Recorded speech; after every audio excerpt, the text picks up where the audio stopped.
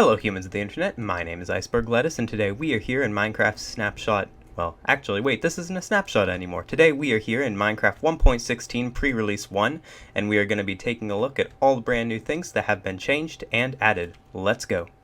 So the very first thing listed here is a brand new graphics mode called Fabulous. Little italics and an exclamation point, very funny stuff. It says, Fabulous graphics enables screen shaders to draw translucent objects per pixel, and I have no idea what that means. Probably someone smarter than me out there can figure out what that means. I'm just gonna go back to normal fancy mode, but you know, that's nice for if someone wants to draw translucent objects per pixel, whatever that means. I don't know.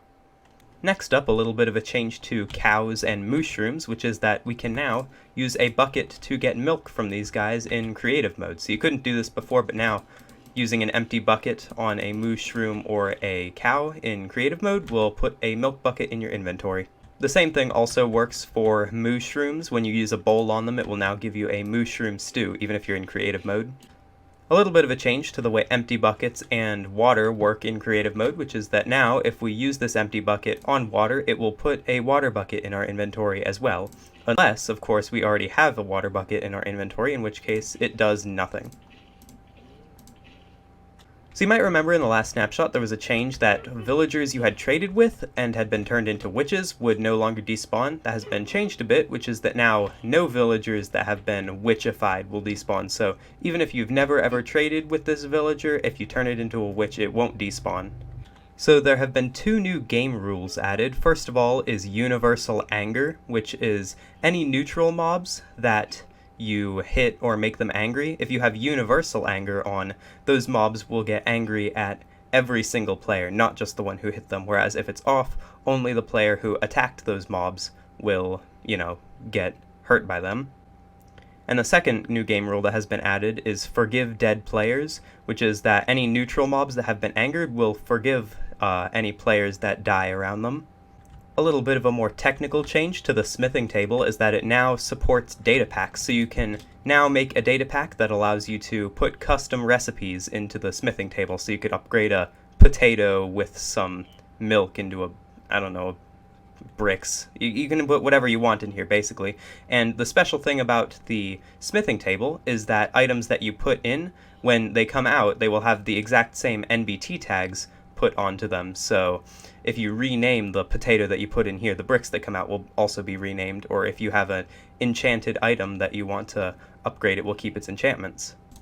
Another interesting change here is on the Create New World screen. There's a brand new button right here next to Allow Cheats, which is data packs. So you can now go in here and drag and drop files into this window to add data packs to your world upon its creation, which, makes adding data packs a lot more simple for people who don't feel like getting into their file folders and figuring out how to add that stuff on their own. So there's not many similarities between the Strider and the Snow Golem, but there is one, which is that they are both mobs that are hurt by water, and the change made in this snapshot to these guys is that splash bottles of water will now hurt them.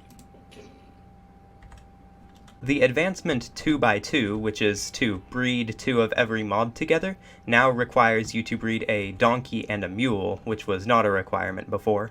A couple of changes to bees. First off, bees will no longer become aggressive if they are attacked by a hostile mob. So before, apparently, bees would become hostile towards players if they were attacked by a hostile mob. They will no longer do that. They should stay neutral as long as you're not the one who attacked them.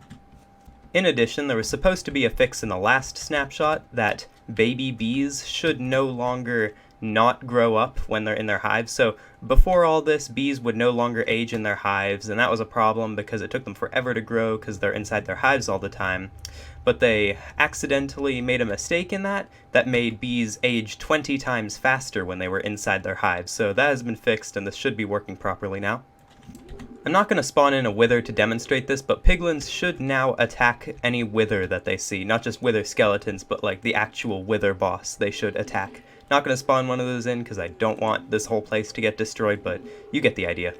This is a bit of a parody change to the Bedrock version of the game, which is that baby hoglins should now follow adult hoglins around. This is a feature in Bedrock and not in Java, but now it should be in both versions. And the last change in this pre-release is that The new Nether challenges that were added a couple of snapshots ago didn't previously grant any experience. That should have been fixed, so things like Cover Me in Debris should grant you experience now when you complete them. So that is just about everything in this pre-release. I hope you all enjoyed watching, and see you next time, everybody. Bye.